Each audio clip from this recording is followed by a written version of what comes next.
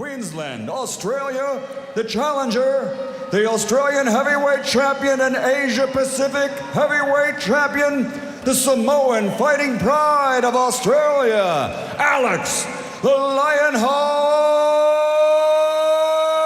Layupine.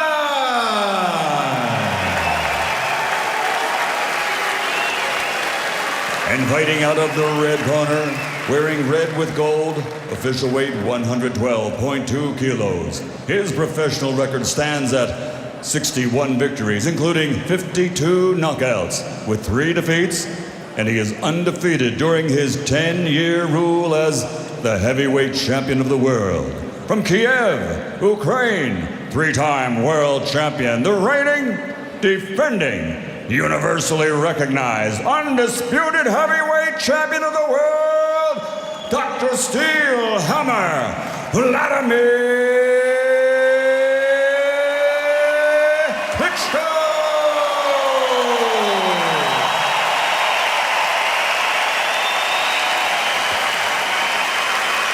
Klyčko and Layupine for the heavyweight championship, as Eddie Cotton, the U.S. veteran referee, is the third man inside the ropes. All right, boxers, you both received my instructions in the dressing room. I expect you to obey my commands. Protect yourself at all times. Let's touch gloves. I expect a good, clean fight. Let's touch gloves. Let's touch them. Teddy, Noel Thornberry, the trainer for Aleks Layupine, said, I believe we can win because Aleks has tremendous punching power and Klyčko doesn't handle pressure well. I've heard you say all week long in the lead up to this broadcast, it's one thing to have power, it's another thing to be able to deliver it. Is that the key to this tonight? Yeah, you can have a bomb.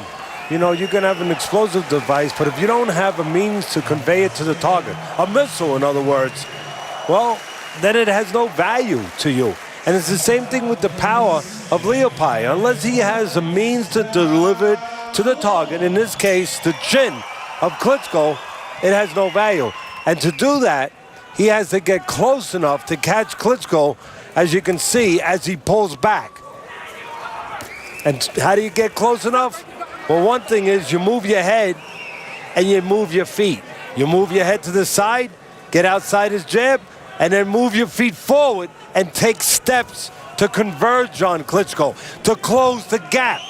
Right now, it looks like Layupine, at least he's got one part down. He's moving his head, and he's trying to move the feet forward. You are not going to win a fight if there's distance between you and Klyčko. Of course, Vladimir Klyčko, 6'6", Layupine 6 foot.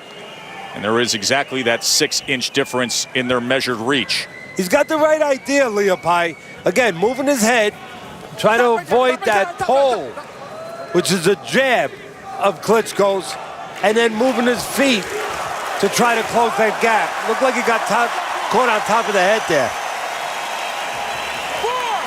There's a knockdown scored here just over a minute into round 1. Body language of Layupine is good, though. Doesn't look hurt, and he's acting like the referee made a mistake. He's basically saying that he slipped on some of those graphics, some of the painting in the middle of the ring, which sometimes can get very slippery. So far, I believe Layupine. He doesn't look hurt. But if he eats any more of those right hands, that might change.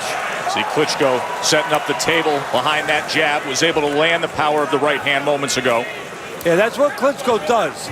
You know, I mean, if you go to dinner in the average household, you use your knife to prepare your food and your fork to eat it. In the ring, Klyčko's jab is the knife and the right hand is his fork. That's how he eats. And the meal in front of him right now, 248-pound Layupine. One thing that I don't like is the weight of Layupine, Joe. Came in heaviest of his career. Heck of a time to be coming in the heaviest of your career when you're in with the biggest threat of your career. Layupine checked in at 248 pounds on that 6-foot frame. Klitschko's 247.5.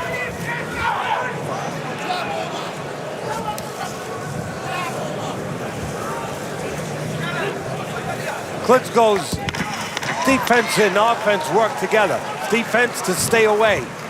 His offense is to have enough range to catch you at the end of his jab. So a steady and predictable first round for the heavyweight champion Vladimir Klitschko with a knockdown scored. You gonna count for the knockdown? Are you gonna count for the knockdown?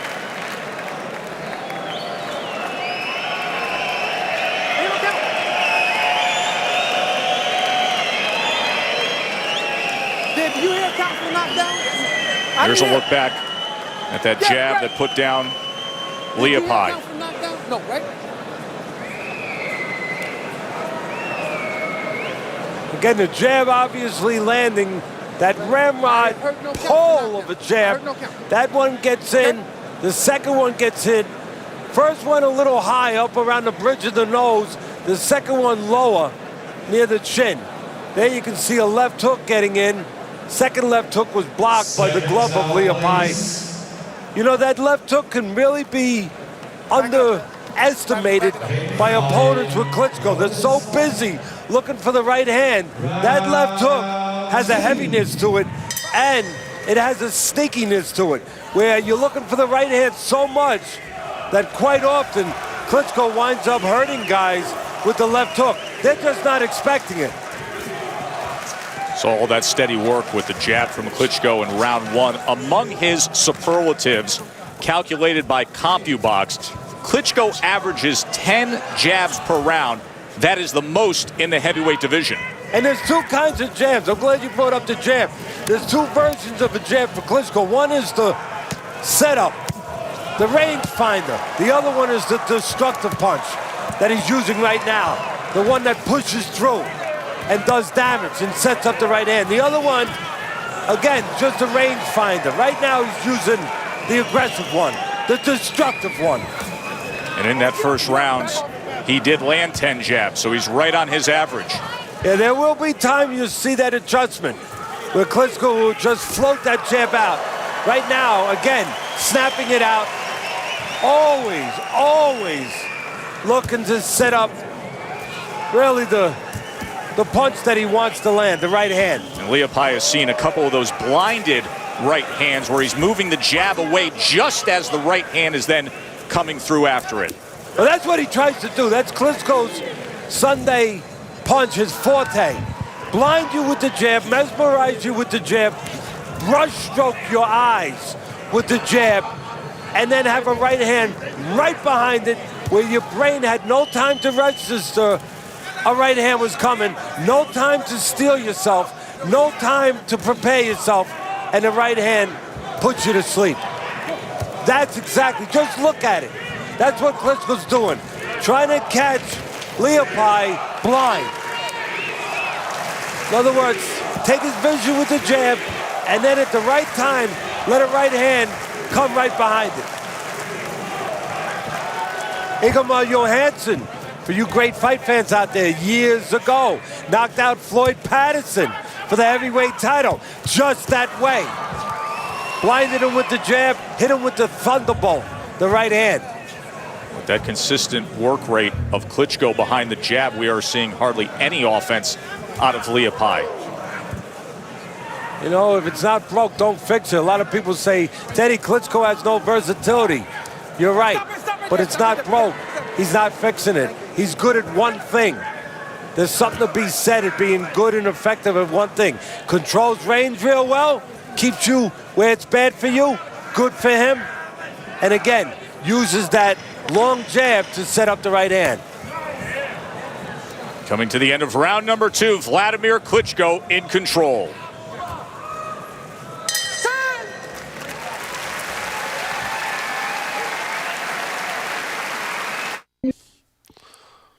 ESPN's boxing special is presented by Corona Extra, who invites you to find your beach.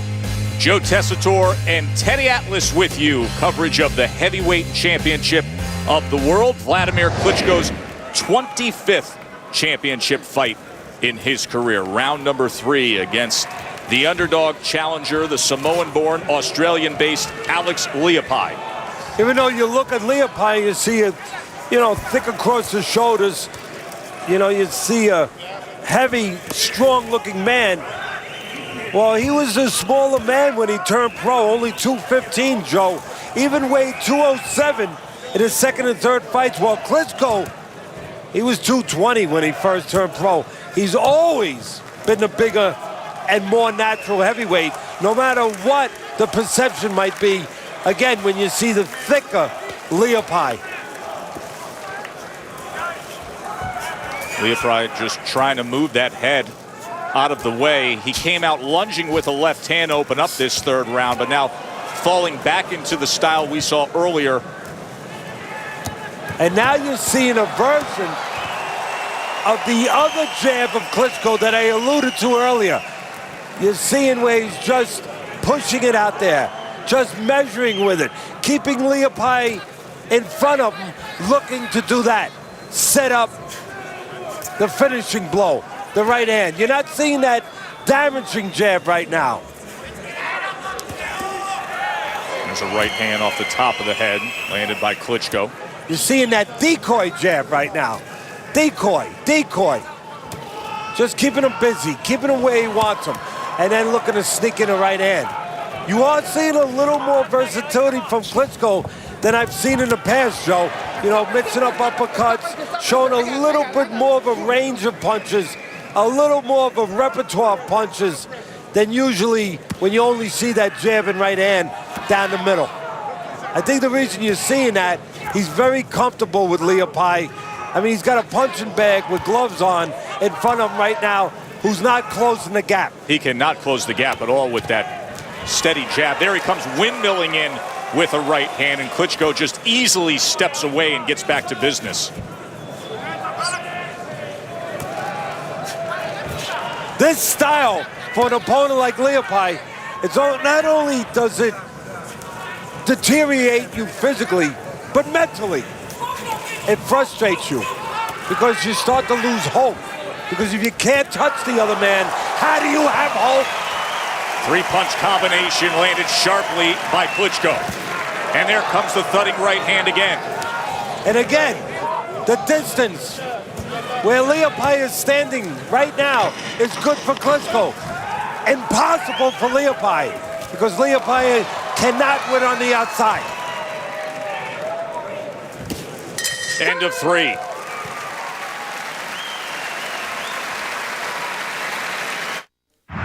We're thrilled to be bringing you on ESPN the complete heavyweight title picture in a span of 2 weeks.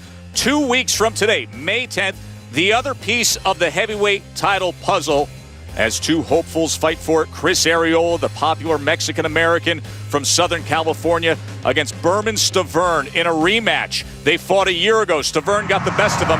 Now they'll fight for the WBC heavyweight title live on ESPN. That's Saturday, May 10th, 8 o'clock Eastern. For now, round number 4 of the guy who has all the other belts, Vladimir Klitschko. The only one he's missing is that WBC belt that his brother vacated. Is the lineal champion, by all accounts the recognized heavyweight champion of the world, in complete control against Alex Leopi.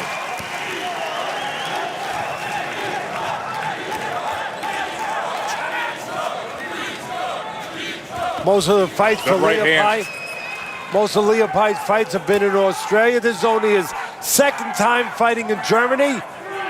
See how well he travels here? Not so good. It's been a bumpy ride so far. Klitschko has fought in Germany, Joe, 47 times.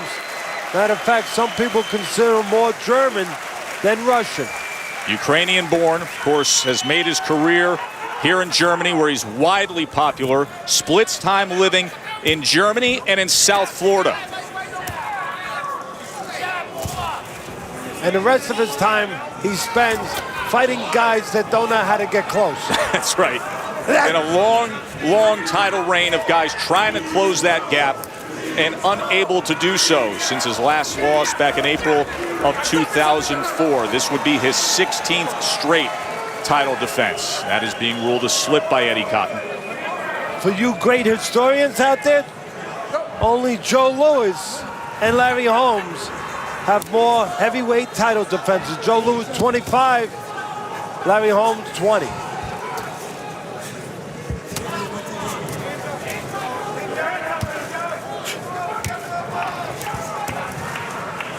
Again, it's all about range. It's all about distance in a Klitschko fight. And right now, the range, the distance, exactly what Klitschko wants. With those long arms, with that wingspan, he can expand those arms and keep his opponent downhill.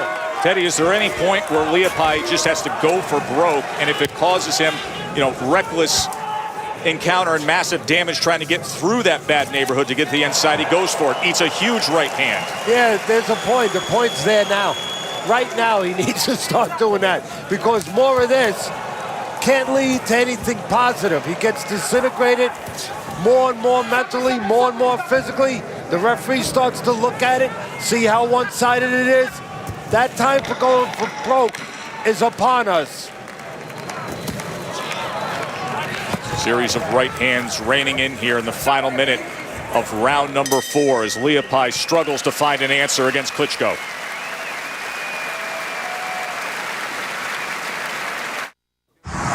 Joe Tessitore and Teddy Atlas with coverage here of the heavyweight championship fight, Klitschko and لاپي.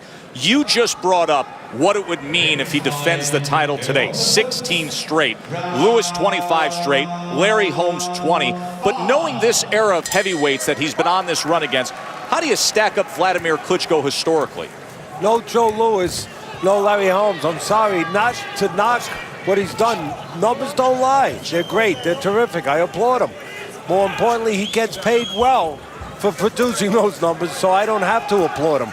But he has 3 losses, Klitschko, all 3 by knockout. And the names, the level of those losses, those kind of guys never beat Joe Lewis, and they never beat Larry Holmes, Lamont Brewster, Corey Sanders, Ross Purity. Some of you are going to say, who? Well, exactly my point. Who? That level, those kind of opponents, again, never beat the great Joe Lewis, and they didn't beat Larry Holmes. Vitaly Klitschko, older brother looking on here. He vacated his WBC title belt. Chris Arreola and Berman Stavern will fight for that vacant piece of the heavyweight title May 10th on ESPN from Los Angeles.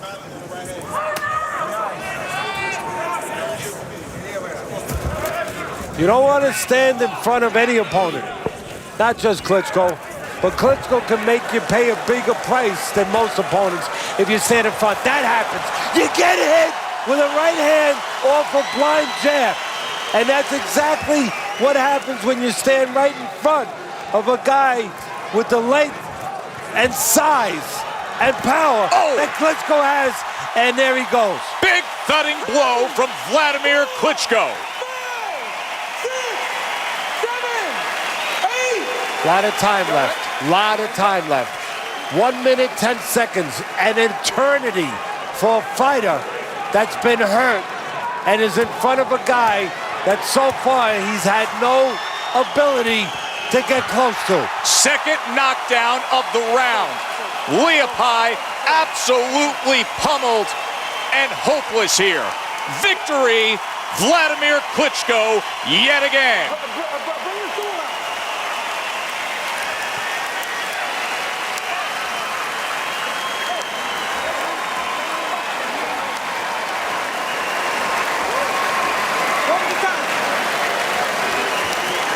16 straight title defenses now for Klitschko.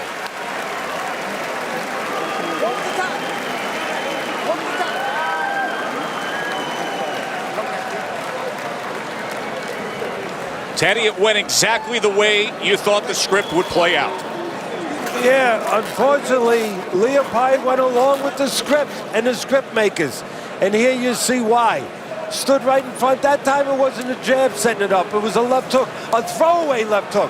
There it is, a throwaway left hook just to set up the right hand, the payoff punch, the money punch, right down the middle. You know, the script, if you wrote the script and you were the script writer and you were Klitschko, you'd say, stand in front of me, stand back a little bit where I could get full extension on my punches. Of course, if you were the script writer for لاپي, you'd want to get close. Unfortunately, لاپي did not have that script writer. He stood outside, right in front of Klitschko, at the perfect distance where only one man can win. Adequacy of these opponents. Guys like David Hay and Mormek. Most recently, Alexander Povetkin back in October. And tonight you can add the name of Aleks Leapai, a former truck driver down in Australia who hit the jackpot pulling an upset against the #1 contender to cash in here tonight against Klitschko and hit the deck 3 times, TKO'd in round number 5 by Vladimir. Oh, unfortunately, the truck driver was dumped right there by a punch that has dumped a lot of guys. The right hand of Klitschko. 23-2 with 18 knockouts now in world title bouts. Ladies and gentlemen, at 2 minutes and 5 seconds of round number 5, referee Eddie Cotton waves off the count following the second knockdown of that round and calls this fight the winner by knockout victory and still recognized as the universal undisputed heavyweight champion of the world, Vladimir Dr. Steelhammer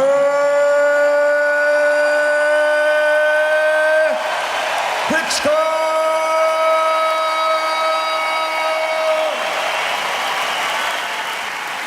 It's only a matter of time.